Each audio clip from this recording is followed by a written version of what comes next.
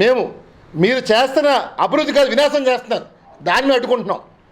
ఈవేళ మీకు చేతకాక పరిపాలన చేతకాక దోచిపాటు దొక్కుతున్నారు రాష్ట్రాన్ని. తెలుగు శక్తి కాపాడటానికి వచ్చాం. ఈవేళ 2 లక్షల భూమి మీరు 40కి ఇచ్చారంటే దగ్గర 18 కోట్ల రూపాయలు మీరు ఎందుకు ఫేవర్ చేసి అడుగుతున్నారు. మీ హయాంలో చంద్రబాబులో ఎప్పుడు ఇలాంటి దుర్మార్గం ఎప్పుడు పాల్పడలే. ఆయన చీర కూడా ప్రోత్సహించరు కూడా. ఇదంతా లోకేష్ చూసిన తర్వాత ఆంధ్రప్రదేశ్లో అరాచకాలు పెరిగిపోతున్నాయి. నిన్నే చూసాం విజయవాడ సాయికృష్ణ ఘటన.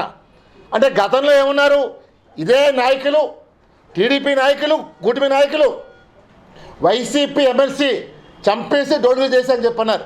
మరి ఈరోజు మీరు ఏం చేశారు? ఒక వ్యక్తిని హూ ఆర్ యూ మాట్లాడితే రెడ్ బుక్ పేరు పెడుతున్నావు.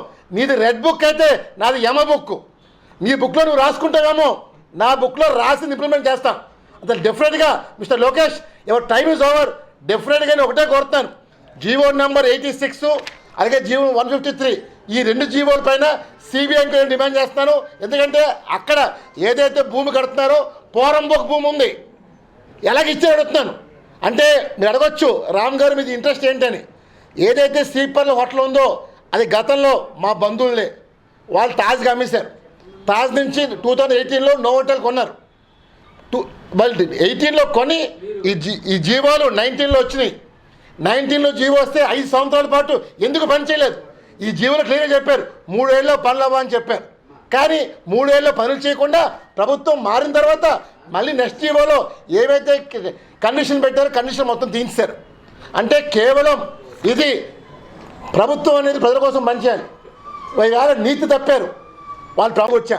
కానీ ఈవేళ ఈ ప్రభుత్వం నిన్నే చూసాం హోమ్ మినిస్టర్ అనిత గారిని ఏదో గుడివాడ అమర్నాథ్ మేకప్ అన్నారని చెప్పి దాని గురించి 2 తెలుగు రాష్ట్రాల్లోనే మాట్లాడారు ఏదో తప్పు చేసేసినట్టు.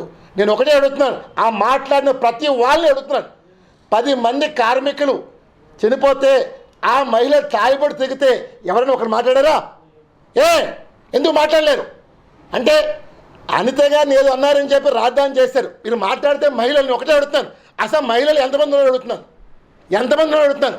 ఒకే మహిళ కదా, దళిత మహిళలని ఈ మహిళలని పేరు పెట్టుకొని మాట్లాడుతున్నారు.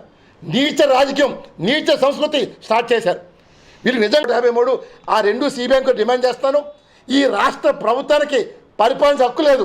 ఎందుకంటే ఈ రాష్ట్రానికి కాపాడే బాధ్యత ప్రతి ఒక్క పౌరుడు మనం చేస్తాను. జై హింద్.